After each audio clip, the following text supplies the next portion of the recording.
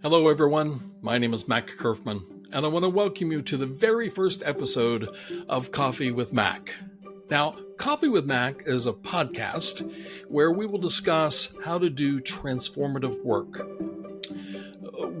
that really matters, work that transforms the world around us. So, if you have your cup of coffee ready, let's get started. Hey, everybody. Welcome to Coffee with Mac. I am your host, Mac Kerfman. Now, I realize that you might not know who I am, so let me take just a moment to introduce myself. I'm a co-author of the #1 best-selling book, Becoming Your Best Self. I'm a Maxwell Leadership Certified Speaker, Trainer, and Coach, and a Certified Project Management Professional. I'm the founder of M.A. Kerfman Learning, a global training and coaching firm. Throughout my 35-plus year career as an urban planner, city manager, consultant, and now as a speaker, trainer, coach, and author, I have been blessed to have influenced and transformed over 500,000 people worldwide. Since 2007, I have presented over 3,000 speeches and training sessions to global business and government audiences. In all the positions I've held, the basis of my entire career has been entrepreneurial and iconoclastic thinking. In addition, I have a straightforward style that's kind of become my trademark. I've been married to my college sweetheart, Amanda, for over 37 years. We have 2 wonderful children. Our daughter is an entrepreneur as well. She owns a wedding photography business, and our son is pursuing an advanced degree in history. I am well-traveled, and I thrive on diverse cultures. I traveled to and worked in 47 U.S. states and territories, as well as countries on 5 continents. I regularly travel to and train leaders in West Africa, North Africa, and the Middle East. I love roasting coffee and drinking it. I'm an avid outdoorsman and a bibliophile who reads about 100 books a year. I have about 5,000 volumes in my library here at home. I am an optimist by nature. I am hopeful and confident in the future. I see better days ahead. One of my favorite quotes is from Henry Ford. Whether you think you can or you think you can't, you're right. And of course, what Ford was referring to was that your mindset is so important. What you think about and how you think about it will dictate whether or not you become successful. Stephen Covey, in his best-selling book, The 7 Habits of Highly Effective People, popularized a distinction between a scarcity mindset and an abundance mindset. Those with a scarcity mindset believe that their resources, their money, opportunities, and success are all limited. Scarcity focuses on what they don't have. They focus on getting their slice of the pie and worry about how big that slice will be. They focus on things that could go wrong. They are preoccupied with protecting what little they do have. The scarcity mindset is driven by fear. They are afraid that there won't be enough money, enough time, enough of whatever else they might need in life. They spend all of their time and energy fighting to protect what they do have. In fact, they usually use very little of what they have because they are so afraid that it will run out. Those with an abundance mindset believe there is enough of everything to go around. Enough resources, money, time, love. In fact, there is enough of everything to share. The scarcity mindset says hoard, while the abundance mindset says share. People with an abundance mindset focus on what they have, not on what they don't have. They focus on expanding the pie for everyone, not on how big their particular slice is. They focus on gain sharing and creating value. They are thankful for what they have. Remember that I said that the scarcity mindset is driven by fear? The abundance mindset is driven by hope. Hope. When I was in college many years ago, I remember being at a worship service on campus where there was a preacher who was talking about hope. And he gave this illustration that has stuck with me for 40 years. He said, hope is like a hand that is extended down to you. And as you reach up to take a hold of that hand, hope grabs your hand. And I remember distinctly when he said those words, his two hands clasped together and made a loud clapping sound in the microphone. He said, when hope takes a hold of you, it will not let go. Even if you try to let go, hope will not let you go. It will not let you go. The abundance mindset is driven by that hope. Abundance sees opportunities and seizes those opportunities. Recently, we were touring a house with our realtor, and the house had been lived in and decorated by someone who was obviously an artist. Several prominent pieces were incorporated into the house. In particular, there was a chandelier and a fireplace mantle. Our realtor commented that they could have a difficult time selling the house because many people could not see beyond what was there. Well, I felt curiously challenged by that, and I began looking for ways to incorporate the artist's pieces into a new vision for that house. The house had a modernistic feel to it. It was stark white with these prominent modern art pieces incorporated into it. I began to sketch out in my mind how to mix in a mountain house type of vibe with warmer tones into that house to create something that would be unique and unexpected. Those who operate under a scarcity mindset, they don't look for those opportunities and they can't see them when they're presented. They can only see what's presented in front of them. The scarcity mindset focuses on what little they have. It says, be frugal because that's all you're going to get. And if you're not careful with that, you might even lose what you have. Scarcity assumes the worst. After I decided to make a career change at age 35, I resigned as a city manager and started a consulting firm. One day, a friend said to me, I wish you well in your venture, but what happens if you fail? I responded to him saying, I'll go find another job. Scarcity is deathly afraid of failing. In fact, it hides from failure. Abundance, on the other hand, assumes failure. Acting in abundance, in the abundance mindset, I know that I'm going to fail, and I know that I will learn and grow as a result of those failures. And I will use that information to then vary my approach and to try again.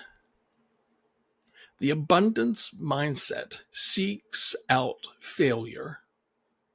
That is the only path to true success. I'm going to say that again. Failing and learning from your mistakes is the only path to success. I mean, I would rather fail and go up in a big ball of flames than to just sit here and to exist and hoard what I had and worry about how to keep what little I have. That's no way to live. Let me sound one brief caution. The abundance mindset is not about entitlement. Well, I deserve to be rich, or God wants me to be wealthy. No, there is no place for that. None. So the question becomes, how do I cultivate an abundance mindset? I want to give you 6 things to practice. The first thing is to surround yourself with people who have an abundance mindset. Now, look, you know by now that you become who you associate with. Scarcity thinkers will drag you down to their level. Seek out people who practice abundance and see if your life doesn't change for the better. 2, train your brain to see the opportunities. I'll give you an example. During COVID-19 shutdown in March of 2020, I saw an opportunity. At the time, I owned a small fledgling coffee roasting company called Max Java. It was an e-commerce business where people would order single origin coffees off of my website. I would roast them in my garage, and I would ship them the roasted coffee directly to their door. Now, during COVID-19 shutdown, people had very few alternatives to the coffee shops that they used to frequent, which were all now closed. I increased my marketing just a little bit, and I quadrupled my sales in 2020 by looking for those opportunities. 3, be present in the here and now. Don't waste your time, energy, lamenting about yesterday. It's gone. In the immortal words of the chorus of the Fleetwood Mac song, Don't Stop, written by Christine McVie, don't stop thinking about tomorrow. Don't stop. It'll soon be here. It'll be better than before. Yesterday's gone. Yesterday's gone. It's water under the bridge, right? However, I do take exception to the second verse of that song. Why not think about times to come and not about the things you've done? If your life was bad to you, just think about tomorrow. Just think of what tomorrow will do. Now, you can't just think about tomorrow. You need to be in the here and the now, enjoying life now, in the here and the now. And maybe you're saying to me, but Mac, the here and the now isn't where I want to be. Maybe the here and the now just plain sucks. I get it. In fact, this past summer, I went through something that I didn't want to go through. I'll tell you what that is in just a few moments. It was hard. It was gut-wrenching. I wouldn't wish it on my worst enemies. Yet, as I was going through it, good things happened. Blessings happened. And if I hadn't had my eyes open and been in the here and the now, I would have missed it. I would have missed the blessings and the good things. Be present. Number 4, think win-win. Now, think win-win is Stephen Covey's habit number 4 in his 7 Habits of Highly Effective People. Most of us, we like to think win-lose, right? Me win, right? And you lose. And that damages our relationships. It damages our relationships with people. It creates resentment and hurt feelings. Now, sometimes we can seek a compromise. And the compromise is when neither party actually gets what they want, right? So in fact, if neither party gets what they want, that's the very definition of a lose-lose. We want to seek win-win. I win and you win. But how do we do that? To seek a win-win outcome, we need to focus on mutual interests and understand the other person's perspective. Then we can find a solution that benefits everyone involved. When I was a city manager, part of my responsibilities was negotiating labor union contracts. One year, we were negotiating an agreement with the Teamsters Union for our public works personnel. The current contract was expiring on December 31st, and we were only a few weeks away from that. And we were far apart on the key issues, such as pay rates and insurance benefits. I remember that one of the things that I did to get those stalled negotiations moving again was to focus on mutual interests. Now, this was a city in the Philadelphia region.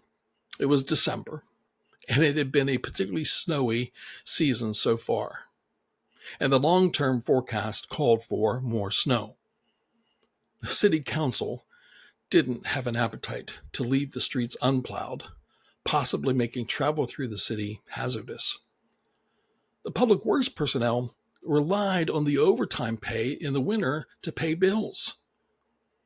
We discovered that we had a mutual interest in solving this contract issue.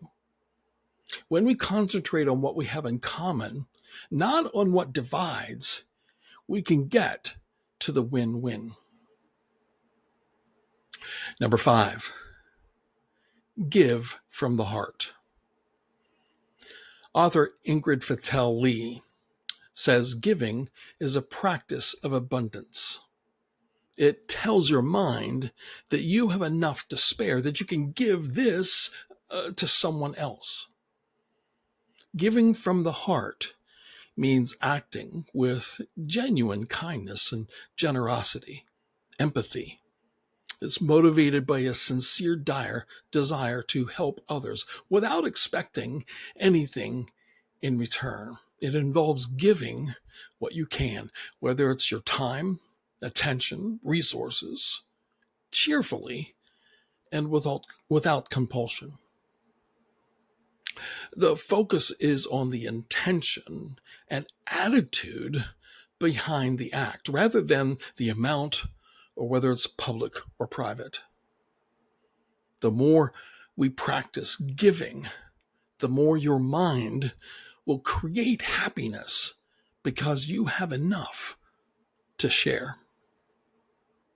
Number 6 is practice gratitude. I am recording this episode of the podcast during the Thanksgiving week of 2025. And I am so mindful of the blessings of this year. You see, it has been a difficult year for me and my family.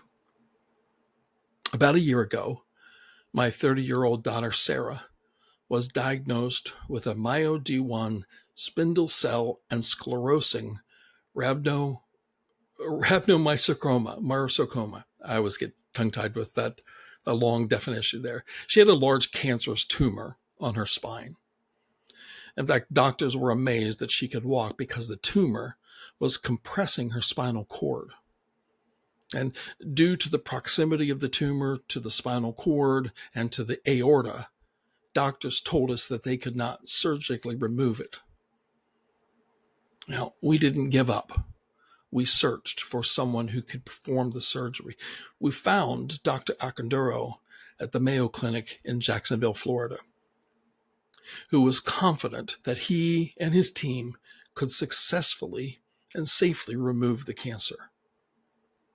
That was early spring of this year, and they were working towards scheduling surgery for early summer. In the meantime, Sarah developed pneumonia, had a pulmonary embolism, and a small pneumothorax. Then we almost lost her. About the same time, my 89-year-old mother-in-law, who was living alone 600 miles from us, fell several times and had a car accident. She wasn't hurt, but decided that it was time to sell her house in Pennsylvania and excuse me, and moved down with us in South Carolina. We prepped the house for sale in March and April, sold it at her asking price, and moved in. She moved in with us in May. In July, Sarah endured a 21-hour surgery that completely removed the tumor, which was as big as my fist. She is cancer-free. She has recovered well, with some hiccups along the way, including a 2-week hospital stay for a staph infection. Looking back over the year, it would be so easy to complain about everything. It would be so easy to feel that the world is out to get me. It'd be so easy to retreat and to protect what little I have. But I am so thankful. I'm so thankful for what God has done.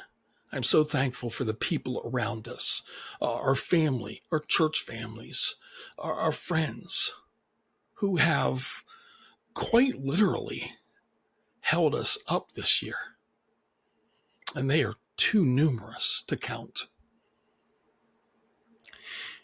People have sacrificed their time, their money, their vacations to sit with us and pray, to deliver a meal to us, to make sure that Sarah had rides back and forth to our doctor's appointments.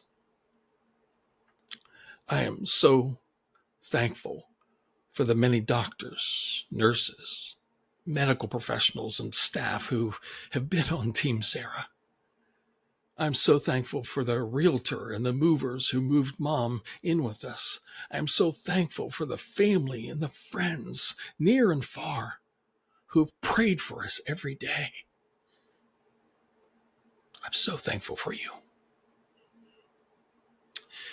The first Thanksgiving was likely held 2 years earlier and several hundred miles to the south of the Thanksgiving celebration at Plymouth Rock. A little-known group of Christians gathered on the banks of the James River at Berkeley Hundred in Virginia after arriving from a harrowing trip across the ocean to give thanks and pledged to do so every year. This was their prayer. We ordain that this day of our ship's arrival at the place assigned for plantation in the land of Virginia shall be yearly and perpetually kept holy as a day of thanksgiving to Almighty God. And that was December 4th, 1619. Thanksgiving Day is not only a time to get together with family and friends, to feast on turkey and sweet potatoes, and to celebrate a national holiday, but it's also a day to reflect on the blessings in our lives, even when life is hard. Just 3 years after landing in that settlement on the banks of the James River, those colonists were killed by a Native American attack on them. As we practice gratitude, we develop a mindset of abundance. As we begin to close out our 2025 and make plans for 2026, this abundance mindset will help us in several areas of our lives. First, it will help us see and become more open to possibilities. Second, it will help us begin to share more and to give more. Third, this abundance mindset will help us realize that we can grow the pie together and not worry about how big our particular piece of the pie is. 4, it will help us focus on the positive things in life. And finally, it will help us collaborate and create value together. I've already told you that I am recording this episode of the podcast during Thanksgiving week of 2025. We will be traveling back to my parents' house in Pennsylvania, and I just flashed on a childhood memory of singing a song that we would sing as we would travel to our grandparents. Over the river and through the snow to grandmother's house we go. We're here, of course, celebrating Thanksgiving with them. But we're also celebrating a number of other events as well. We're celebrating my parents' 65th wedding anniversary. We're celebrating my dad's 90th birthday. We're celebrating my dad's recovery from his broken hip just a few weeks ago. We're celebrating my daughter's continued healing. And we're celebrating my son's engagement to a wonderful woman of God. I am truly a blessed man. And I pray blessings over you and your family as well. I trust that you've enjoyed this first episode of Coffee with Mac. If you have, please like this episode and subscribe. I will be recording new episodes weekly. Until next week, this is Mac Kerfman, sending you forth to live, love, and work with purpose.